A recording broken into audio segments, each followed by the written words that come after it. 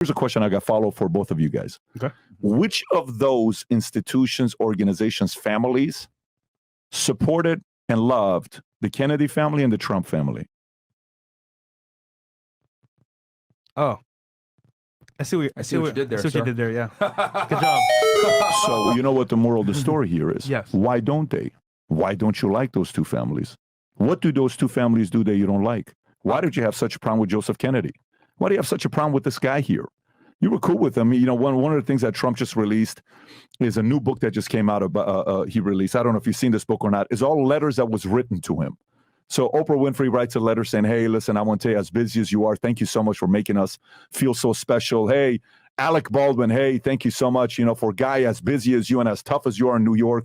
When it comes down to it, you're such a nice guy. And thank you for letting me use your penthouse suite in New York. All these letters he released from all the celebrities. It's like, what happened? All you guys loved me until the day I ran. So the part that concerns me is the following. Indirectly, whether we know this or not, independent content creators that are pushing against the envelope, you're part of the anti-establishment crowd. Whether you know this or not, we're anti-establishment. Just because we're not going the traditional route, okay? The establishment is who?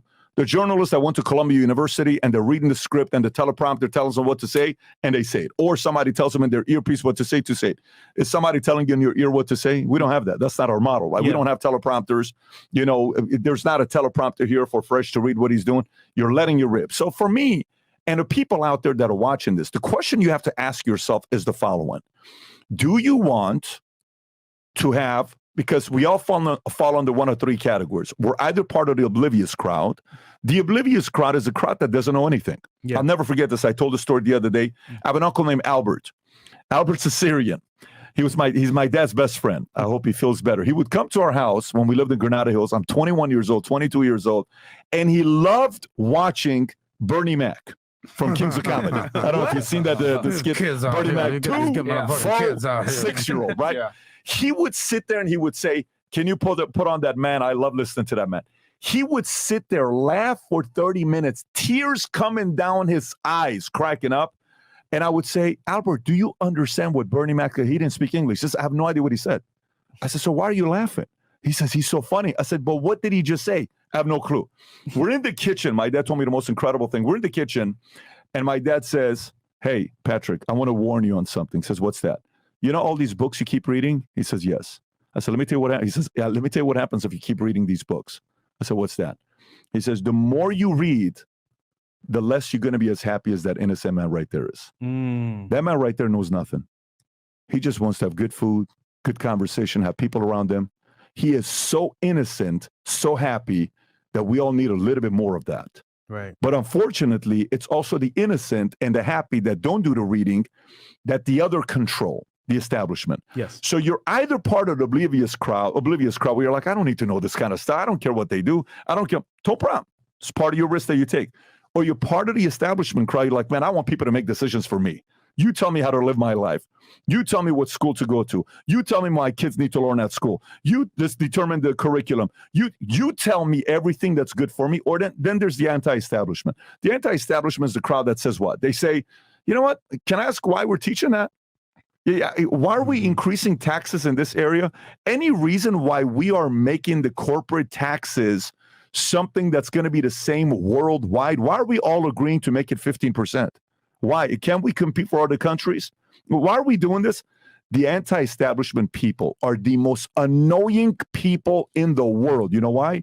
Because all they do is ask questions. And there's nothing more annoying to the establishment than those who ask questions. You know, some people might say that what that is also called is getting red pilled. Yeah, of course. Right. So whether it's politically, whether it's in relationships, it's like the understanding of like everything that you thought that you knew, maybe it ain't that true. Everything that the government told you, everything that we learned during the last couple of years, hey, you can trust this, trust the science, trust Fauci, trust whatever. Who got canceled? People asking questions. Yeah, I don't know about this. Wear that mask. Well, hold on. You're telling me the Wuhan lab? What? We can't talk about this lab leak? Well, okay. Yeah. You can't talk about the mask thing? You can't talk about, hold on, women are supposed to be, everything nice, sugar and spice and everything nice. Hold on, we can't hold these women accountable? Hold on, women deserve less? Why? Why is that? This is getting red pill. So in many facets, what we talk about is becoming a free thinker. So I was when you were talking about John F. Kennedy and Trump and the similarities. I mean, let's talk about John F. Kennedy real quick. You know, he's real big going against organized crime. He's made his brother the attorney general. He was against the military-industrial complex. He was critical of a certain state that I won't name that potentially, well, actually not potentially, it's actually factual at this point. They stole the nuclear bomb from the United States. You know, they took a bunch of uranium out of Pennsylvania and they shipped it through South America, destined for a certain place, if you know what I'm talking about. Wink, wink, which we can't say here on YouTube.